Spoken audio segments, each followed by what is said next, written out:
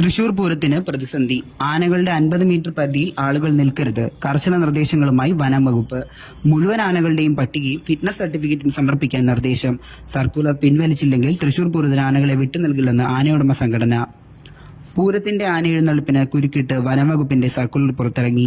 50 metre അകലെ ആള് നിൽക്കരുത്, 15-ന് മുമ്പ് ഫിറ്റ്നസ് സർട്ടിഫിക്കറ്റ് ഹൈക്കോടതിയിൽ സമർപ്പിക്കണം തുടങ്ങിയ നിർദ്ദേശങ്ങളാണ് സർക്കുലറിലുള്ളത്. സർക്കുലർ പിൻവലിച്ചില്ലെങ്കിൽ തൃശൂർ പൂരത്തിന് ആനകളെ വിട്ടു നൽകില്ലെന്ന് ആനയുടമ സംഘടന വ്യക്തമാക്കി.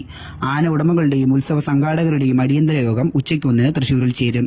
തൃശൂർ പൂരത്തിന് ആവേശം പകരാൻ പൂരപ്രേമികളുടെ ആരാധനാപാത്രമായ തെച്ചിക്കോട്ടുകാവ് രാമചന്ദ്രൻ എത്തുമോ എന്ന കാര്യത്തിൽ ഹൈക്കോടതി ഈ മാസം 17-ന് തീരുമാനമെടുക്കും.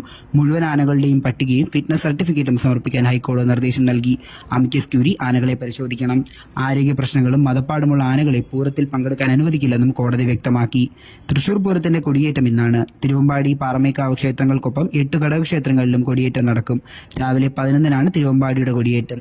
നടുവിലാലിലെയും നായ്ക്കനാലിലെയും പന്തലുകളിൽ തിരുവമ്പാടി വിഭാഗം കൊടിയുയർത്തും. 11:20-നും 12:15-നും ഇടയ്ക്കാണ് പാറമേക്കാവിലെ കൊടിയേറ്റം. ക്ഷേത്രത്തിന് മുന്നിലെ പാലമരത്തിലും മണികണ്ഠനാലിലെ ദേശപ്പന്തലിലുമാണ് മഞ്ഞപ്പട്ടിൽ സിംഹമുദ്രയുള്ള കൊടിക്കൂറ നാട്ടുക.